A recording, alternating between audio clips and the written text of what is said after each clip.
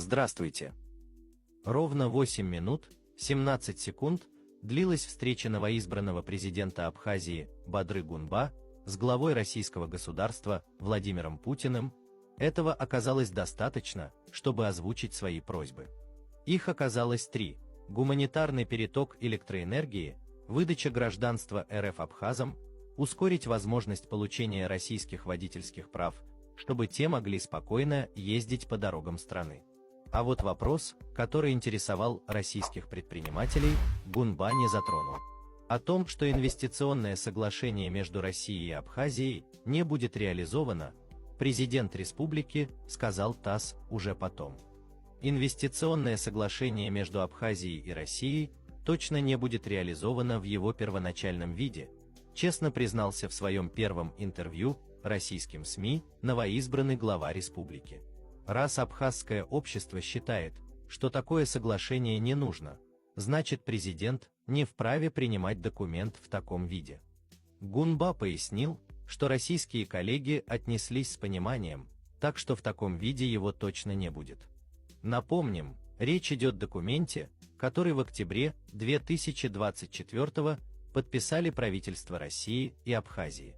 В нем говорится об осуществлении российскими юридическими лицами инвестиционных проектов Абхазии. В частности, российские инвесторы вкладывали в республику от 2 миллиардов рублей, а власти Абхазии должны были предоставить им земельные участки.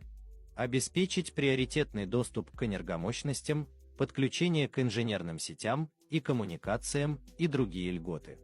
Причем подобными льготами местные предприниматели пользоваться не могли. Отсюда и акции протеста, поддерживаемые местными бизнесменами. Протестующие выступали против ратификации соглашения.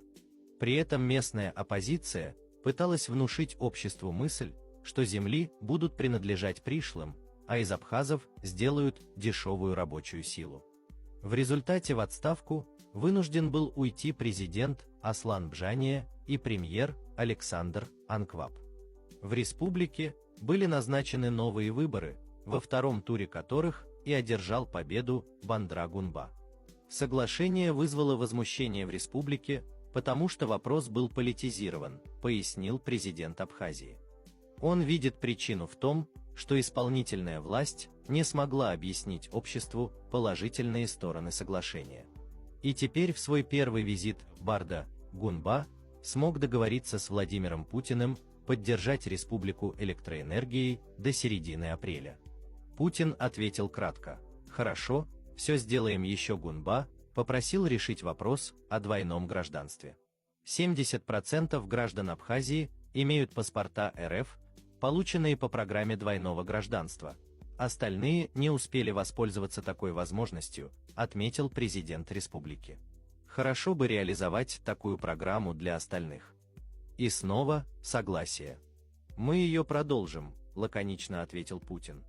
И, наконец, удалось решить и вопрос с получением российских водительских прав для абхазов с двойным гражданством. И, конечно же, да. Как Гунба будет выстраивать отношения с Россией? Развитие отношений с Россией – один из основных приоритетов вашей политики. В последнюю четверть века Абхазия фактически застыла в своем инфраструктурном развитии, следы послевоенной разрухи до сих пор заметны и в городах, и в селах. Какими путями вы намерены обеспечить быстрое развитие Абхазии, выход государства на новый уровень?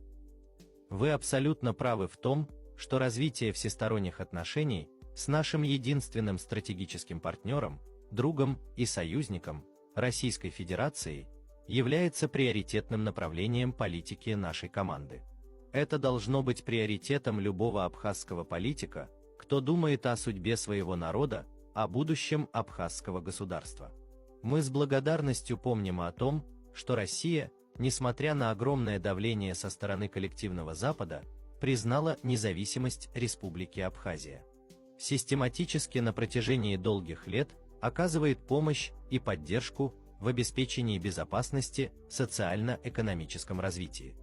Мы уверены, что только на основе прочного партнерства с Россией, сохранения независимости и самодостаточности, Абхазия сможет раскрыть свой потенциал и двигаться к основной цели – построению стабильного, самодостаточного, благополучного государства, в котором каждый гражданин будет чувствовать себя защищенным и уверенным в завтрашнем дне. Что же все-таки конкретно необходимо сделать для этого? Мы выделили 3 главных направления. Первое – обеспечение правопорядка. Без улучшения криминогенной обстановки развития быть не может. За последние 4,5 года нами проведена огромная работа, которая дала ощутимые результаты. Количество тяжких и особо тяжких преступлений существенно снизилось, раскрываемость увеличилась. Всего 5 лет назад распространенным в республике преступлением было похищение людей с целью выкупа. Это превратилось в своего рода бизнес. За последние годы нам удалось избавиться от этого тяжкого вида преступления. Однако очевидно, что работа еще предстоит немалая, в том числе по декриминализации экономической деятельности. В этом смысле важно усиление не только правоохранительных органов, а внедрение цифровых технологий в экономике в целом и в налоговой сфере в частности. Нам предстоит масштабная работа по цифровизации государственных услуг, как это успешно осуществляется в России. Развитие экономики возможно прежде всего через поддержку малого и среднего бизнеса. И, конечно же, это привлечение надежных инвестиций в инфраструктурное развитие. Более 25 миллиардов рублей инвестиций было вложено в экономику Абхазии за последние 5 лет. Это позволило увеличить налогооблагаемую базу, создать рабочие места. Именно в таком подходе мы видим пути поступательного развития. Будет ли подписано инвестсоглашение между Россией и Абхазией? Одной из причин кризиса в российско-абхазских отношениях минувшей осенью стал вопрос инвестсоглашения. Этот вопрос уже закрыт, или он стоит на повестке дня двусторонних отношений Абхазии и России? Планируется ли доработка и корректировка соглашения, или диалог пойдет с чистого листа? Самое главное, о чем я хотел бы сказать, отвечая на ваш вопрос. Мы должны ценить союзнические отношения с Российской Федерацией и дорожить ими. Вопросы взаимоотношений с нашим главным стратегическим партнером не должны становиться предметом внутренней политической борьбы.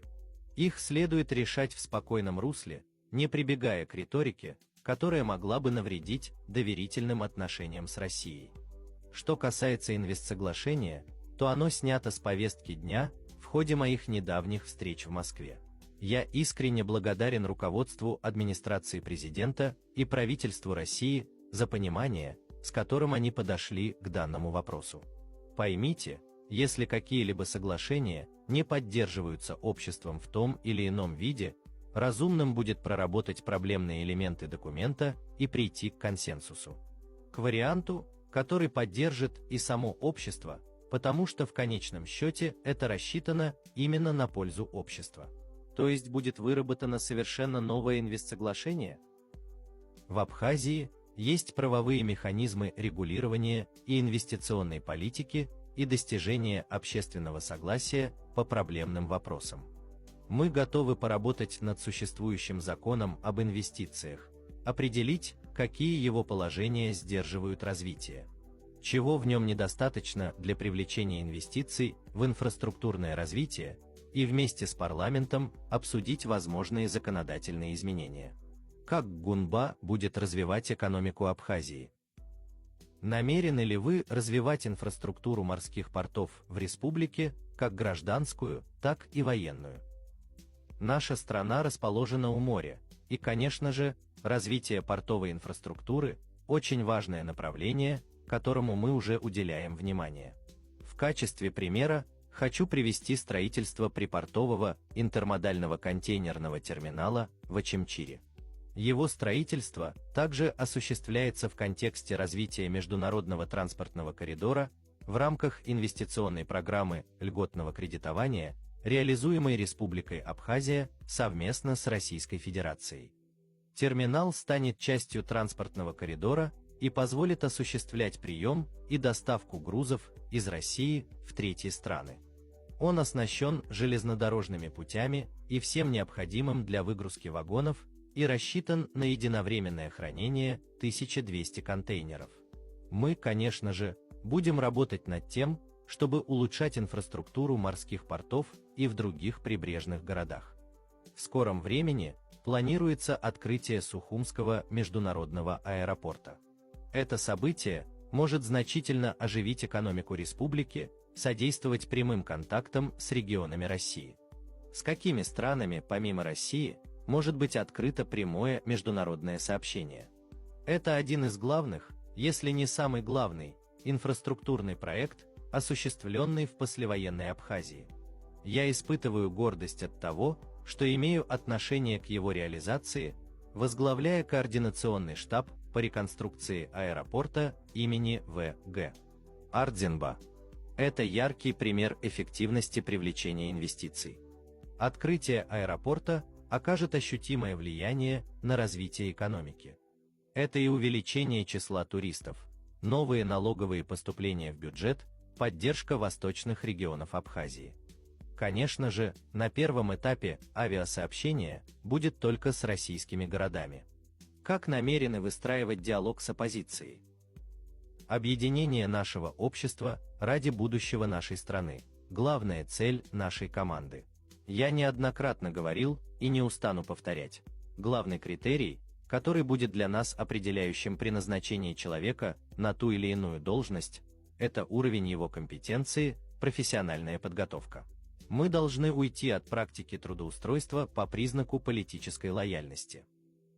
Благодарим за внимание и приглашаем поделиться своими комментариями и взглядами на эту тему. Пожалуйста, не забудьте подписаться на наш канал. До новых встреч!